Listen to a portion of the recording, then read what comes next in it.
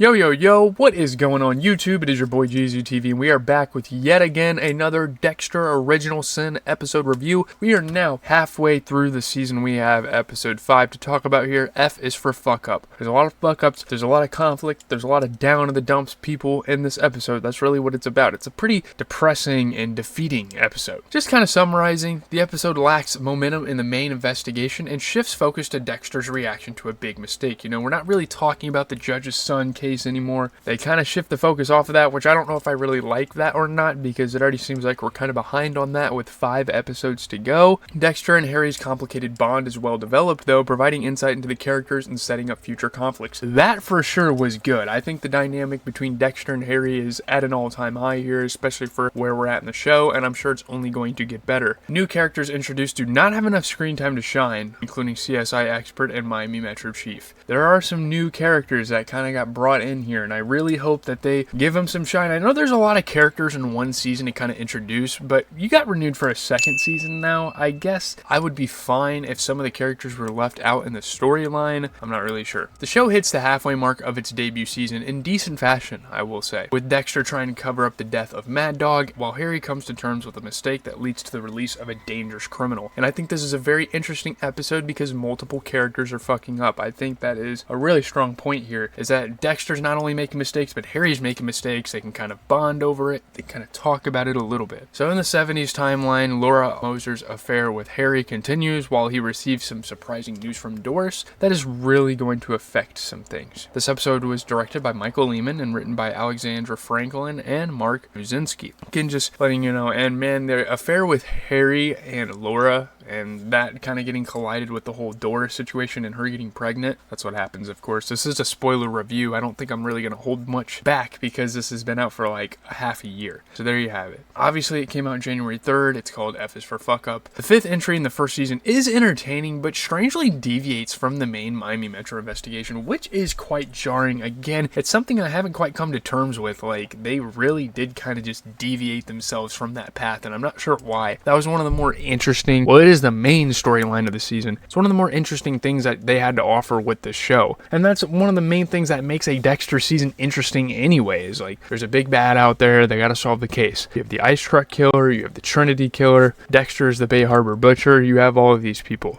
To kind of like take a break from that is very weird, especially for a mid-season finale, which is usually supposed to be the strong point of the show. There is so much story to contend with, including the 1970s flashback and teenage Dexter's serial killing antics in the 90s, but luckily these aspects are enough to keep the episode at least interesting. I will say this is a very entertaining episode, but it lacks forward momentum in the overarching story. Again, I can't harp on this enough. Like, they failed to kind of get back to the whole Miami Metro situation and dealing with this murder. I mean, we get some comedy, we get some nice family time with Dexter and the guys, and Deborah, of course, but like, the whole point of the season, really, it seems like what they're kind of hyping up, especially in the last couple of episodes, is the judge's son in this whole case, and they just don't go to it. They don't even talk about that at all. If anything, it's like a side quest for every single character involved. Harry's got his own case, Dexter's got to deal with the aftermath of Mad Dog's death, all these things. So the halfway point in the show is as good a time as any to judge the potential for this series going forward. The overall vibe is that it shows a lot of promise and could quite feasibly run just as long as the original series. Like, seriously, like, if they pace this right, they could make this a full-fledged, like, second part of Dexter. They could literally just pull a Breaking Bad and have a Better Call Saul type of thing. Obviously, it's not like a character spinoff. Trinity Killer still might be getting one of those,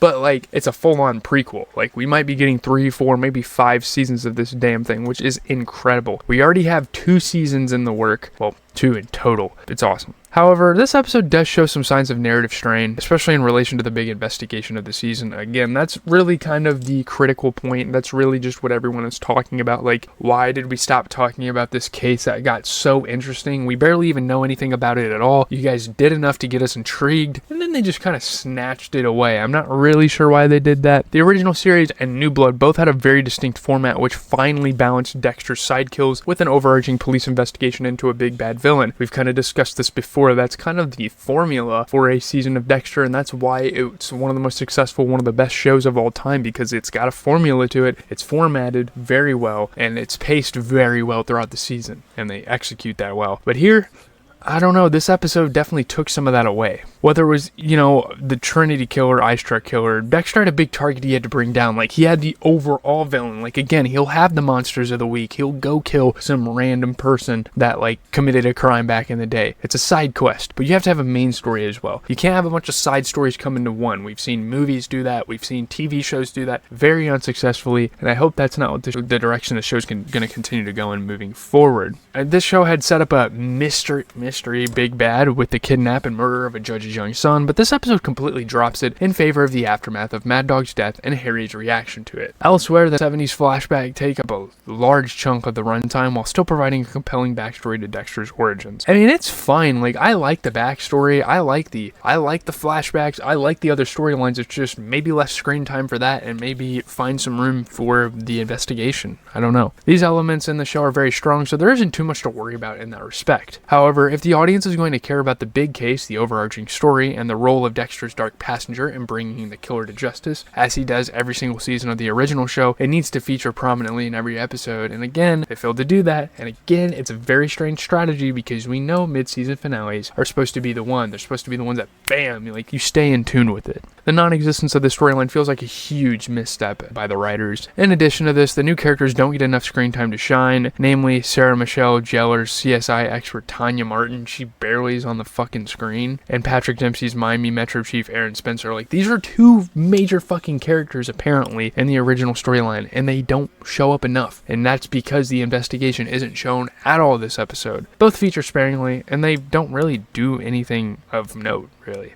I don't know, there's not a whole lot to say. I mean, Dexter and Harry's twisted bond is developed well and sets up an exciting second half of the season in terms of that storyline, but we're going to have to really ground ourselves here if we want a successful TV show. I'm just going to be honest. The show is also Harry Morgan's story, very much so. They've put emphasis on that throughout the season so far, and this is prevalent in this particular episode with a heavy focus on the events leading up to Laura Moser's murder, which is kind of the major side story that they're kind of bundling up in a bow by the end of the season. The veteran detective struggles in the 90s timeline are also compelling, as he tries to prevent Dexter from ripping the Morgan family apart due to his extracurricular killing activities. You obviously can't have anybody else in the family know about it. So, however, a nice little twist in the father and son dynamic saw Harry ending up on Dexter's kill table, which was a really cool scene, by the way. He tested out the horse tranquilizer that eventually becomes a part of his modus operandi, which all of that was really fucking cool. Like, that whole situation with Dexter and his dad and the origin of the tranquilizer, that's cool. I get that. Christian Slater is sublime in this episode as he portrays two versions of Harry: the man he was before Dexter became his full responsibility, and the older and wiser one who is still coming to terms with what his adopted son had become. Patrick Dempsey's promise of humor in this show was spot on, and this episode delivers superbly with a hilarious scene featuring Dexter high on Deb's pot-filled brownies. That was another kind of highlight from this episode, was the whole brownie thing. That was funny. It also provides an insight into the sibling bond that exists between them, which the audience already knows will only grow stronger after Harry's death, and this is where you're starting to see that kind of sprout out and become legit. They're like really good siblings now in the original series, but we're really seeing it here. Like, they're starting to really talk to each other about personal things, and that's great. However, while Harry is still around, the show is more interested in Dexter's relationship with him, obviously, and that is understandable as the audience has never witnessed it in full flow. Overall, a decent episode and the promise of more drama to come. So overall, just kind of review some thoughts. I'm not gonna lie, this isn't the best episode, and I might have jinxed this show by saying last episode, last review. It's only going to get better as the episodes go on. I didn't really make a prediction out of that per se, but I did say, like, it seems like as of now it just gets better and better, and that's not the case here. Again, I can't say this enough. The main storyline is just